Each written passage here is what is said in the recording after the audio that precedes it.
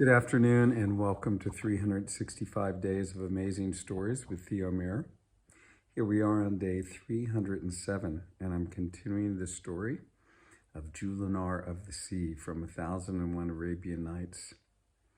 Now you might remember that the wife of the king who had bought the white bird from the bird catcher had come in to see the bird eating human food from the table where the king was eating.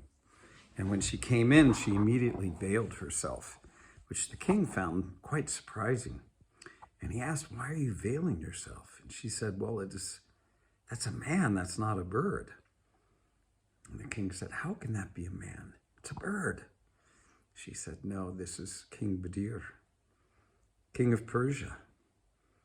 And the king, when he heard this from his wife, who he knew was quite brilliant, he said, "Is there anything you can do to change this?" She said, "Yes, there is."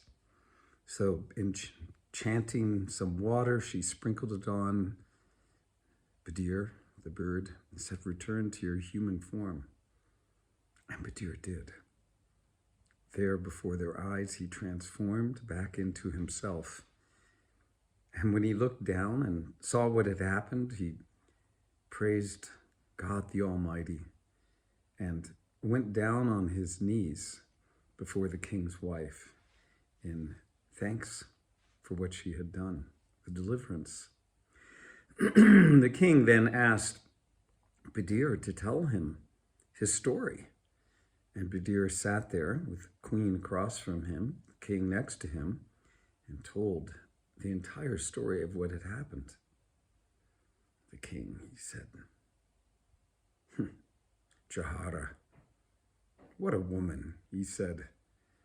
"Haughty, entitled. It's too bad that happened. What can I do for you?" he asked at this point in time. King Badir said, "What would suit me greatly is if you could bestow a boat for my passage on me with a full crew so that I can get back to my kingdom.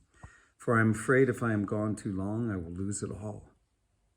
The king said, "Easily done." And by the next day, a boat had been fully outfitted. With a crew, Badir stepped aboard and they set sail. Now, everything was good for 10 days. The weather was right. The captain knew where to go. They were on course.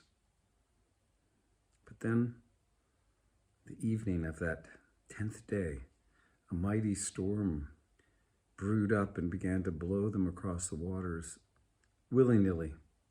They couldn't do anything to stop themselves from being blown downwind. They could no longer make their way up into the wind. The captain, he did all he could to control the vessel, but it was beyond him.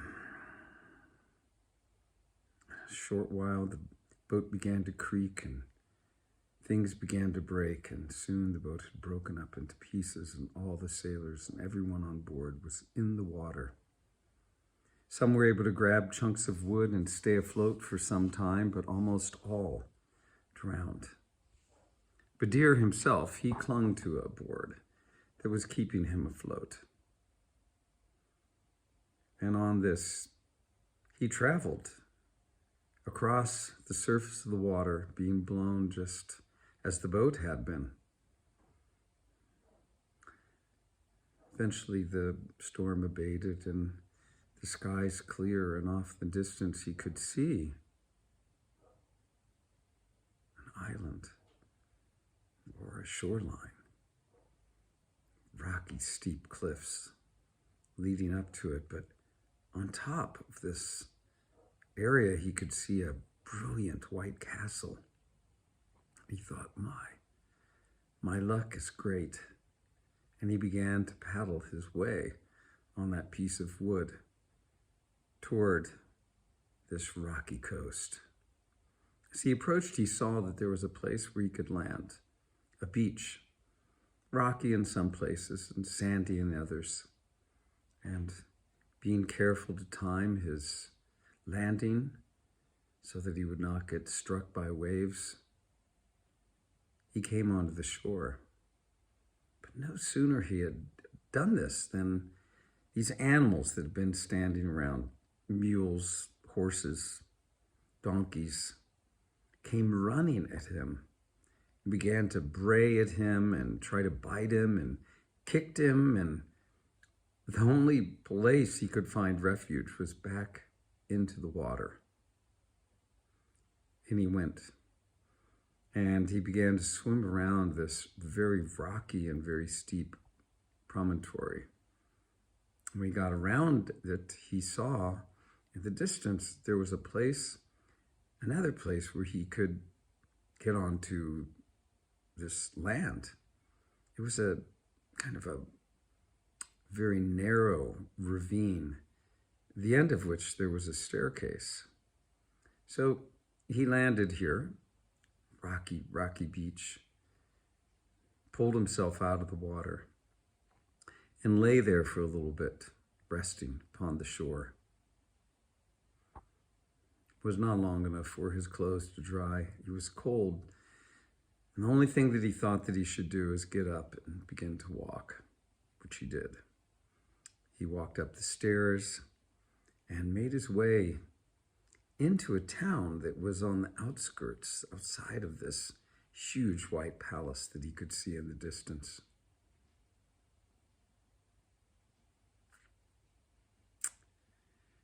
He didn't know where to go. He began to meander through the streets. There weren't many people around. And then he saw an old man who was sitting outside of his shop. Their eyes met. And King Badir decided of all the people he had seen, perhaps this man could help him. And he walked toward the shop. And we'll leave the story there. Find out what happens next. Okay, thanks for joining. Have a good rest of your day.